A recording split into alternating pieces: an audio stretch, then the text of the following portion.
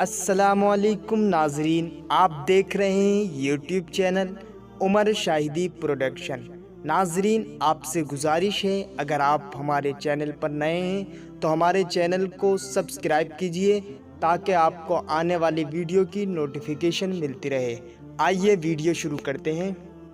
آج کل مسلمانوں میں ماہ محرم میں جو رسوم و بدعات و خرافات مروج ہیں، ان میں سے ایک یہ بھی ہے کہ یہ مہینہ سوگ اور غمی کا مہینہ ہے۔ اس ماہ میں شادی بیاہ نہ کیے جائیں۔ یہ بات یاد رہے کہ اسلام میں کسی بھی میت کا 3 دن سے زیادہ غم منانا ناجائز ہے، لہذا ان ایام میں شادی یا خوشی منانے کو برا سمجھنا گناہ ہے۔ نکاح سال کے کسی دن میں منع نہیں، خواہ محرم ہو یا سفر یا کوئی مہینہ یا دن۔ اعلیٰ حضرت رحمۃ اللہ علیہ سے پوچھا گیا، بعض اہل سنت و جماعت عشرہ محرم میں نہ تو دن بھر روٹی پکاتے ہیں اور نہ جھاڑو دیتے ہیں، کہتے ہیں بعد دفن تعزیہ روٹی پکائی جائے گی، 10 دن میں کپڑے نہیں اتارتے، ماہ محرم میں بیاہ شادی نہیں کرتے۔ ان ایام میں سوائے امام حسن اور حسین رضی اللہ تعالیٰ عنہ کے کسی اور کی نیاز و فاتحہ نہیں دلاتے۔ یہ جائز ہے یا ناجائز؟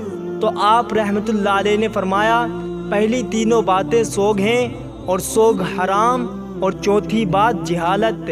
ہر مہینے میں، ہر تاریخ میں ہر ولی کی نیاز اور ہر مسلمان کی فاتحہ ہو سکتی ہے۔ دراصل محرم میں غم منانا، سوگ کرنا رافضیوں اور شیعوں کا کام ہے، اور خوشی منانا خارجیوں کا شیوا، اور نیاز و فاتحہ دلانا، نفل پڑھنا، روزے رکھنا مسلمانوں کا کام ہے۔ یوں ہی محرم میں تعزیہ داری کرنا، مصنوعی کربلائیں بنانا، ان میں میلے لگانا بھی ناجائز گناہ ہے۔ وہابی دیوبندی فرقے کے لوگ ان سب امور کو شرک اور کرنے والوں کو مشرک اور اسلام سے خارج خیال کرتے ہیں۔ یہ ان کی زیادتی ہے، لیکن علماء اہل سنت ان امور کو ناجائز و گناہ بتاتے ہیں، اور ایسا کرنے والوں کو مسلمان ہی سمجھتے ہیں، اگرچہ وہ گناہ گار ہیں۔